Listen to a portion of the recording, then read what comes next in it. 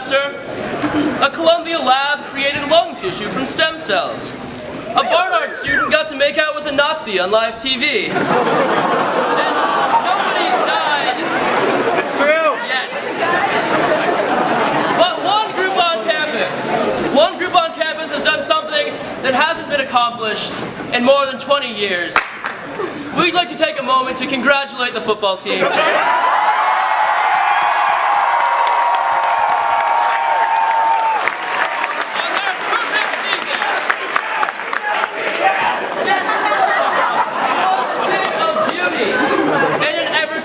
World, they were beacons of consistency. First they lost to Fordham, then they lost to Monmouth, then they lost to Princeton, Lehigh, Penn, Dartmouth, Yale, Harvard, Cornell, and Brown.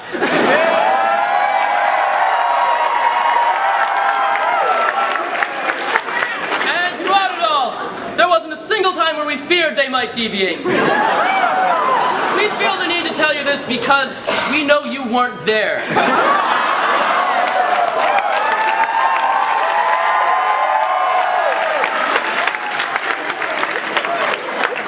In other words, they suck more than a Barnard girl in her period.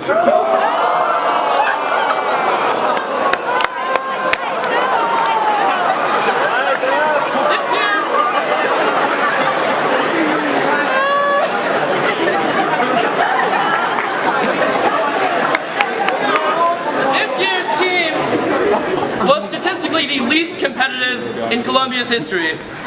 The only possible exception being the war-ravaged team of 1943. But at least the war provided that team with a legitimate excuse for losing, and to be fair, a slightly better reason for their distaste of Asians.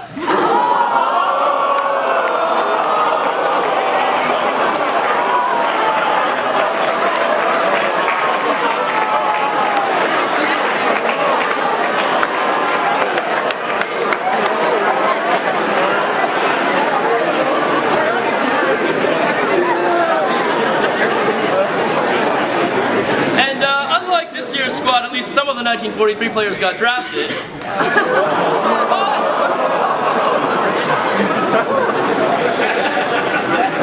But don't blame the players. They'll tell you to blame head coach Pete Mangurian, and he'll tell you to blame athletic director M. Diane Murphy, and she'll tell you to blame the band.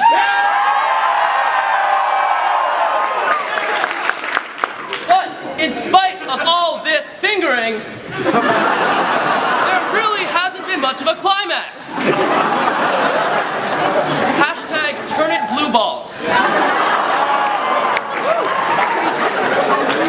Despite all of the buttons, blogs, op-eds, common sense, and even plain banners calling for their termination, neither Mangurian nor Murphy will be fired because Columbia just can't sack anyone.